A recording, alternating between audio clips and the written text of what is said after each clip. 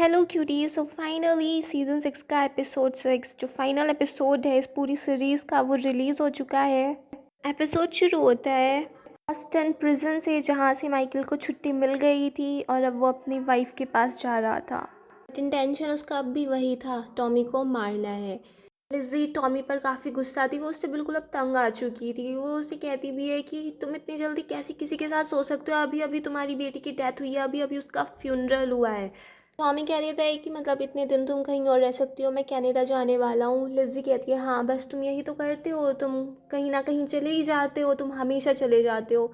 और वो फिर अपना हाथ दिखा के कहती है कि हमारी वेडिंग रिंग्स भी चली गई और अब मैं यहाँ पे और ज़्यादा नहीं रह सकती हूँ, मैंने अपना सामान भी पैक कर लिया है।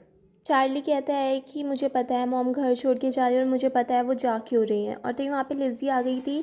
चार्ली कहता है आप कहीं भी जा रही हो मैं आपके साथ ही जाऊँगा, भले से आप मेरी मॉम नहीं हो बट आप मेरी मॉम इनसे बहुत ज़्यादा हो जितने ये मेरे डैड हैं। कभी यहाँ पर नहीं रहते हैं, यहाँ पर मैं अकेला ही रह जाऊँगा। लिज़ी कहती है बट तुम्हारे फादर परमिशन नहीं देंगे। बट टॉमी कह देता है ठीक है चार्ली अपनी मॉम के साथ चले जाओ। अंकल चार्ली ड्यूक को आर्मरी दिखा रहे थे कि यहाँ पे हम सब अपने वेपन्स रखते हैं। और ड्यूक बताता है कि मैंने एक आदमी को मारा था, मेरी मॉम को हॉस्पिटल में एडमिट कराना था बट उनके पास कोई इंश्योरेंस नहीं था। साथ में ने हमें बेड देने से मना कर दिया था। नेक्स्ट डे मेरी मॉम भी नहीं रही और वो आदमी भी नहीं रहा जिसने उन्हें बेड देने से मना किया था। अंकल चार्ली जाते जाते एक बात और पूछते हैं, क्या तुम सीक्रेट सेफ रख सकते हो? आर्थर ने टॉमी की ट्यूबरक्लोमा वाली रिपोर्ट्स देख ली थी। टॉमी कहता है मैं किसी को बताना नहीं चाहता था और अभी मेरे पास उतना टाइम है कि जो मैं करना चाहता हूँ वो सब मैं कर सकता हूँ। वैसे भी हम कितने टाइम से मरे हुए हैं आर्थर, बस अब एक सर्टिफिकेट ही तो मिल जाएगा। आर्थर की कंडीशन ऐसी थी, वो बहुत कुछ कहना चाहता था बट उसकी हालत नहीं हो पा रही थी वो सारी बातें कहने की। आर्थर पूछ लेता है कि क्या लिज़ी को पता है। टॉमी कहता है कि मैं जा रहा हूँ तो तब तक नहीं जाऊँगा जब तक सबको फाइनेंशियली सिक्योर नहीं कर जाऊँगा, और अभी मैंने एक कॉन्ट्रैक्ट किया है, इस सब में तुम्हारी साइन चाहिए और ये हमको बहुत पैसे देगा। आर्थर गुस्सा कर रहा होता है कि हमें कोई कॉन्ट्रैक्ट नहीं चाहिए। टॉमी कहता है मैं जा रहा हूँ, अभी मैं कनाडा जाऊँगा, वहाँ से मुझे इतना पेमेंट मिलेगा और इस सबको मैं अपनी शेल्बी फैमिली में शेयर करने वाला हूँ। अगर मैं नहीं रहूँगा तो ये पैसा तो रहेगा लोगों को, यही तो लगता है, यही तो मेरी एजेंसी है। आर्थर कहता है तुम ये सब सोचते हो और फिर उन दोनों में फाइटिंग शुरू हो जाती है। टॉमी कह देता है कि तुम्हें ये बात किसी को नहीं बतानी है जब तक कि मैं इस दुनिया से चला ना जाऊँ। तुम वैगन को लाइट करना, बस तुम रहना, चार्ली और कर्ली को बुला लेना, ड्रंक होना, कुछ भी करना। आर्थर बहुत दुखी था, वो जॉन की फ़ोटो देख के भी बहुत दुखी हो रहा होता है और फिर वो रोने लगता है। तो हम उसको गले लगाता है, उसको संभालता है और कहता है अभी मैं यहीं हूँ, हमें बहुत सारा काम करना है, संभालो अपने आप को। टॉमी एक मीटिंग अरेंज करता है, वहाँ पे फिन भी आता है और साथ में बिली भी आता है। विस्की लेने के टाइम पे फिन कह देता है कि मेरी वाइफ मैरी ने मना किया है 6 o'clock के बाद ही पीना है। ड्यूक भी मीटिंग में आ जाता है और टॉमी रोमानी में बोलता है कि जिनको सच पता है वो सावधान रहें। और वहाँ पे बिली कहता है कि मिस्टर शेल्बी मुझे अभी तक आपकी भाषा समझ में नहीं आती है। टॉमी कहता है कि फिन ने भी कभी से सीखने की कोशिश नहीं की। मैंने उन सब लोगों को यहाँ बुलाया जिन पे मैं भरोसा करता हूँ, क्योंकि मैं कुछ दिनों के लिए बाहर जाने वाला हूँ, मुझे कुछ पेमेंट्स इकट्ठे करने हैं। फिन पूछता है साथ में कौन जा रहा है। टॉमी कह देता है जॉनी डॉग्स पहले ही जा चुका है और वहाँ पे माइकल होगा, माइकल फैमिली है। मैं कह देता है कि एक काम और है, एरो हाउस को बिल्कुल अच्छे से खाली कर दूँ क्योंकि अब मैं उस जगह को छोड़ने वाला हूँ, तो वहाँ से जितना कुछ मिल रहा है सब ले आना और वहाँ पे इंचार्ज आइजा होगा। जो एक्सपेंसिव वाइन मिलेगी उससे तुम लोग पार्टी कर सकते हो। और वो ड्यूक रोमनी में कहता है कि मुझे ट्रुथ पता है। बिली पूछता है कि पार्टी कब होने वाली है। टॉमी कह देता है इस संडे। और आर्थर कहता है जब तुम लोग वहाँ पे पार्टी कर रहे होगे मैं यहाँ पे बैठ के अपनी वाइफ के साथ शैम्पेन पी रहा होगा।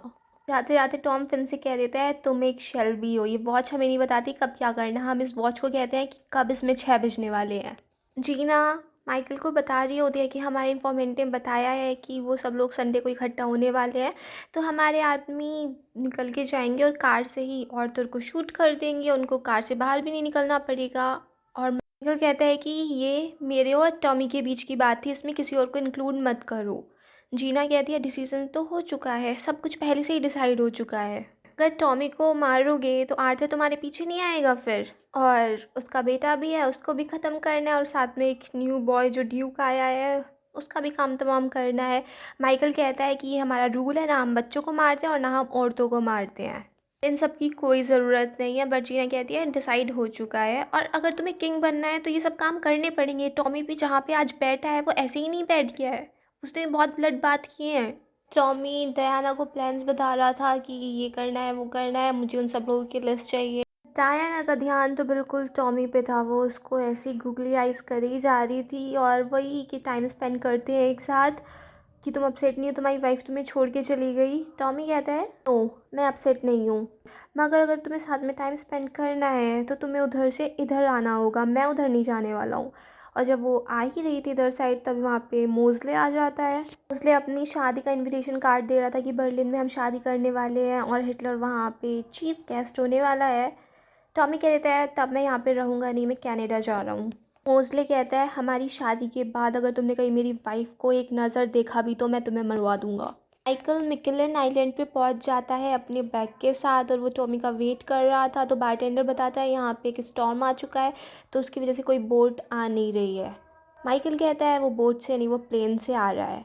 तो वो कहता है प्लेन तो इस मौसम में आना और ज़्यादा मुश्किल है। टॉमी प्लेन में फ़ील कर रहा था कि उसकी हालत काफ़ी ज़्यादा ख़राब हो रही है। वो अपनी लाइफ के कुछ मोमेंट्स याद कर रहा था। एरो हाउस में बिली पूछता है कि बूज़ वगैरह कहाँ पे है। ड्यूक कहता है वो अंदर है किचन में, चलो किचन में चलते हैं। आर्थर भी अपने बार में आके बैठ जाता है और वेट कर रहा होता है। सामने से आती है ट्रक में बैठ के कैप्टन स्विंग, और माइकल जो अपने साथ बैग लाया था उसमें बॉम्ब था, तो वो बॉम्ब सेट कर देते हैं कि 3 बजे ये बिल्कुल फट जाएगा। उस बॉम्ब को कार में रख देते हैं, और वो आदमी कहते हैं वैसे ये कितनी बड़ी पिटी है कि तुम उसको डायरेक्ट फेस टू फेस उसके हेड पर गोली नहीं मार सकते। माइकल कहता है मेरी मॉम एक जिप्सी थी और उन्हें फ्यूचर देखना आता था, उन्होंने मुझे बताया था कि टॉमी शेल्बी कभी किसी बुलेट से नहीं मरेगा। ड्यूक फिन से कहता है ये पकड़ो गन और इसको शूट करो, अगर तुम इसको शूट नहीं करोगे तो तुम इस फैमिली का हिस्सा नहीं रहोगे, तुम्हें बाहर जाना होगा। बिली कहता है ले लो फिन, प्लीज़ गन ले लो, और जब फिन गन ले लेता है तो बिली कहता है इन दोनों को शूट कर दो फिन, इन दोनों को शूट कर दो। और जब फिन उन दोनों को शूट करने के लिए गोली चलाता है तो गन खाली थी। इतनी देर में ड्यूक उसको पीट लेता है, उससे गन छीन लेता है, और वो कहता है कि अंकल चार्ली ने मुझे एक सीक्रेट बताया था कि फिन को गन देने से पहले इसके फर्स्ट 2 चैम्बर्स खाली रखना। इतने में बिली आने वाला था, बट ड्यूक हेडशॉट मारता है और बिली वहीं पे मर जाता है। और उसके बाद बोल देता है फिन अब से तुम इस फैमिली का पार्ट नहीं हो, by the order of Peaky Blinders. Finn गुस्से में कहता है मैं तुम्हारे लिए ज़रूर आऊँगा, याद रखना। तो अब हम कह सकते हैं कि अपकमिंग पीकी ब्लाइंडर्स मूवी में क्या बेस हो सकता है। कैप्टन स्विंग अपने सोल्जर्स के साथ आ जाती हैं आर्थर को मारने, बट आर्थर भी पहले से तैयार था। काफ़ी छुपम छुपाई शूट आउट के बाद आर्थर मस्टर्ड गैस छोड़ देता है, जिससे लोरा मैकी और ज़्यादा वीक हो जाती है, और फिर आर्थर उसे बताता है कि वो मेरी आंट पॉली थी, उनका नेम एलिजाबेथ ग्रे था, और फिर वो उसको शूट कर देता है। और फिर आर्थर बैठ जाता है अपने उन सब कॉमरेड्स के साथ। टॉमी आइलैंड पे पहुंच गया था। माइकल कहता है कि चलो मैं तुम्हें दिखा के लाता हूँ कहाँ पे हमारा ओपीएम स्टोर है, और पेमेंट के लिए मनी। तो जब वो कार में टॉमी बैठने ही वाला था, एकदम से माइकल कहता है कि ओ मेरी सिगरेट अंदर रह गई है, मैं लेके आता हूँ, और टॉमी इतने कार में बैठ जाता है और माइकल अंदर आ जाता है। इंटेंस म्यूज़िक के साथ दिखाते हैं माइकल अंदर बैठ के वेट कर रहा होता है, और बाहर टॉमी में बैठा हुआ था कार में, और उसके पीछे एक कार और खड़ी थी। वो लोग भी देख रहे थे कि टॉमी कब फटेगा, और माइकल के पीछे अचानक से बम धमाका होता है। माइकल को लगता है कि टॉमी मर गया, और उधर टॉमी कार में सही सलामत बैठा था। टॉनी डॉग्स ने पहले ही वो बैग की प्लेस चेंज कर दी थी। माइकल कहता है तुमने मेरी मॉम को मारा है। टॉमी कहता है उसने अपनी चॉइसेस खुद बनाई थी। माइकल कहता है बट जो तुम्हारे आसपास होता है ना, वो कभी भी अपनी मर्जी से कोई डिसीजन नहीं ले पाता है, ना ही पॉली, ना ही आर्थर, ना ही एडा, और ना ही मैं। टॉमी कहता है कि पॉली मेरे सपनों में आती थी, बट अब से नहीं आएगी, और तभी वो माइकल को शूट कर देता है। माइकल की स्टोरी ख़त्म। टॉमी बार में जाके बैठता है, और वहीं पे एल्फी आ जाता है। वो कहता है कि अब तो मैं इतना ज़्यादा रिस्पेक्टेबल हो गया हूँ, मैंने इतना ज़्यादा एरिया अपने उसमें कर लिया है, अब तो कम से कम सिगरेट बुझा दो मेरे सामने। एल्फी एलिफेंट्स अपनी वेडिंग की बातें करने लगता है। टॉमी कहता है लोग पता नहीं कौन कौन लोग कितनी तकलीफ़ उठाते हैं मुझे मारने के लिए, और मैं तो वैसे ही मरने वाला हूँ, ना किसी नाइफ से, ना किसी बुलेट से, ना किसी बॉम्ब से। एल्फी कहता है कि जब हमारी अब डील कंप्लीट होने वाली है तो तुम क्या ऐसी बेड पे मर जाओगे। टॉमी कहता है बेड पे कौन मरता है ऐसे ही। एल्फी कहता है अच्छे लोग मरते हैं। टॉमी माइकल, पॉली, रूबी के बारे में सोच रहा था। एल्फी कहता है कि अगर तुम्हें अपनी ये इमोशन ही एक्सप्रेस करना है ना तो प्लीज़ किसी ऐसे को सुनाओ जो थोड़ा बहुत प्रिटेंड भी करे कि वो हाँ बात समझ रहा है, जैसे किसी प्रीस्ट को या किसी को। हाँ, जहाँ तक मरने की बात है वो तो बहुत बढ़िया है। मैं कितने सालों से मर चुका हूँ। टॉमी अपने ही घर को डिस्ट्रॉय कर देता है एक्सप्लोसिव से और फिर वो कहता है कि मैं उन रेयर पॉलिटिशियंस में से हूँ जो अपनी जनता की भलाई भी चाहते हैं। मैंने अपना ही घर बिल्कुल डिस्ट्रॉय कर दिया है। वहाँ पे ऐसे घर बनेंगे जिसमें वर्किंग क्लास के लोग रह सकते हैं। टॉमी टोस्ट करता है और उसके बाद कहता है कि मैं कुछ टाइम के लिए यहाँ से जाने वाला हूँ और एडा से कह देता है, एडा इस फैमिली में पॉलिटिशियन बनने के लिए सिर्फ तुम पैदा हुई थी और अगर कभी भी आगे कोई जगह खाली होती है तो तुम इलेक्शन ज़रूर लड़ना। वहाँ पे आर्थर नहीं था तो लिंडा बताती है कि वो फेयरवेल के टाइम पे उसे बिल्कुल भी अच्छा फील नहीं होता है, इसलिए वो बाहर चला गया। बट उसने लेटर लिखा है और उसमें ये था, उस लेटर में आर्थर ने लिखा था कि जहाँ भी तुम जा रहे हो टॉमी वहाँ पे मैं भी कुछ टाइम बाद आने वाला हूँ। एडा सोच रही थी कि ऐसी बातें क्यों कर रहे हैं। वो पूछती भी है कि आर्थर को कैसे पता है तुम कहाँ पे जा रहे हो। और फिर टॉमी चार्ल्स से भी कह देता है कि अपनी मॉम का ध्यान रखना और उसे कहना मैं बहुत सॉरी था और वो और बात भी कहना चाहता बट वो इमोशनल हो गया था। जब पूछती भी है कि तुम कितने दिन के लिए जाने वाले हो यहाँ से, और फिर टॉमी कर्ली से हैंडशेक करता है, गले मिलता है और बाद में जाके ड्यूक से कान में कुछ कह देता है जो हमें नहीं बताया जाता।